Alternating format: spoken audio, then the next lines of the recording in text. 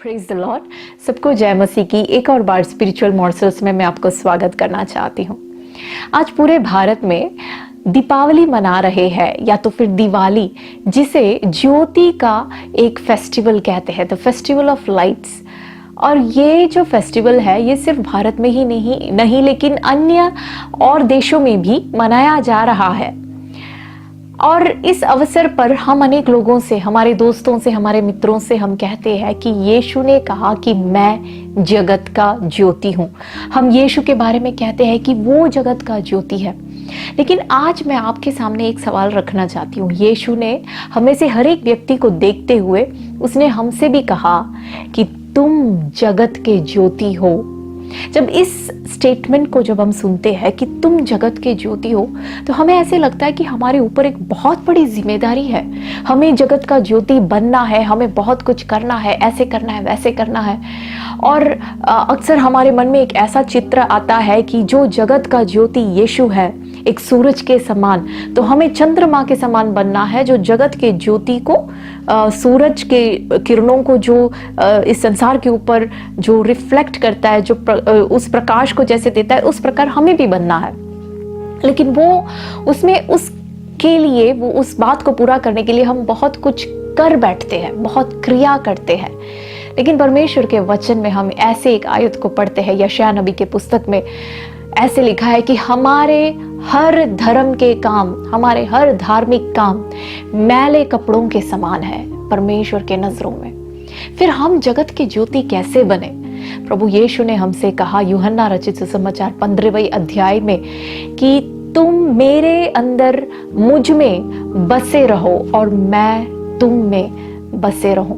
प्रभु यीशु हमारे अंदर आना जरूरी, प्रभु यीशु हमारे अंदर बसना जरूरी है। जब ये जगत का ज्योति यीशु जब हमारे अंदर रहने लगता है, तब हम भी जगत के ज्योति बन जाते हैं। उसके लिए हमें मेहनत नहीं करना, उसके लिए हमें इस बात का ध्यान देना है कि यीशु हमारे अंदर हमेशा बने रहे। जब यीशु इस संसार में था, यूहन्ना रचित सुसमाचार 4 अध्याय में हम देखते हैं कि वो एक सामरी स्त्री के साथ बात करता है।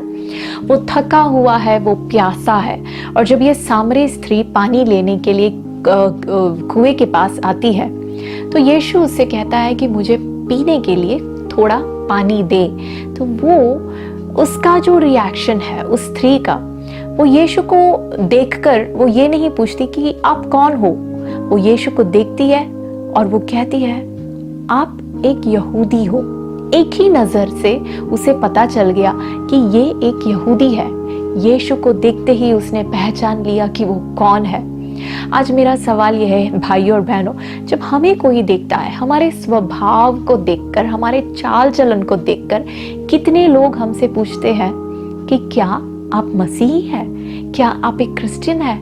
या तो फिर क्या वो लोग ये सवाल हमसे सिर्फ तभी करते हैं जब वो हमारा नाम सुनते हैं, शीबा मैथ्यू या तो फिर शीबा चार्ल्स, शीबा चांडी, जो क्रिश्चियन नाम सुनकर ही क्या वो हमसे पूछते हैं कि क्या आप एक क्रिश्चियन है? ये सवाल आज हमें अपने आप से करना है। मेरा स्वभाव को देखकर, मेरे चाल चलन को देखकर कितने लोग पहचानते हैं कि मैं जगत की ज्योति हूँ, मेरे अंदर जगत का ज्योति बसता है। लूका रचित सुसमाचार के 10वें अध्याय में प्रभु यीशु हमसे एक व्यक्ति के बारे में बताता है जो यरूशलेम से यरीहो की ओर जाता है। रास्ते में वो घायल होता है, अधमुआ होकर वो रास्ते में गिरा होता है। और उस वक्त 3 व्यक्तियों के बारे में हम वहां पढ़ते हैं, एक याजक, एक लेवी और एक सामरी व्यक्ति। जो याजक और लेवी है, वो अपने जीवन को हमेशा के लिए परमेश्वर के लिए समर्पण किए हुए लोग हैं। वो जीते ही परमेश्वर के लिए है, उनका रोज का कामकाज परमेश्वर के लिए है। और जब हम उनको देखते हैं, जब संसार इस याजक को और इस लेवी को देखते हैं, तो हम क्या कहते हैं?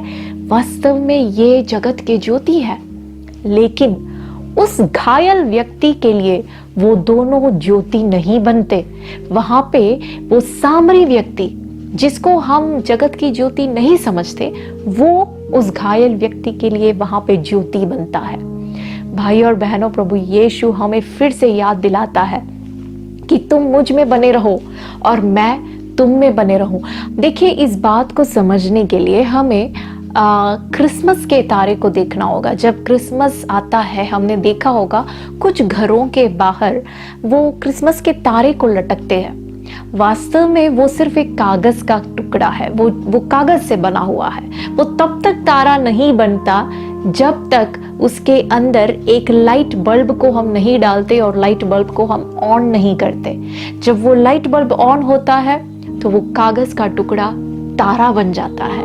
बिल्कुल उसी प्रकार हमें इस बात का ध्यान रखना है कि प्रभु यीशु जो जगत का ज्योति है वो हमारे अंदर बने रहे।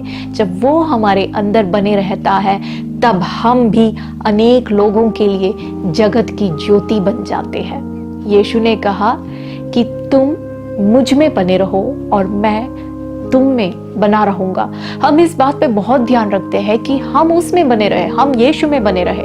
हम यीशु में बने रहते हैं तो उसमें बहुत फायदे हैं, सही बात है।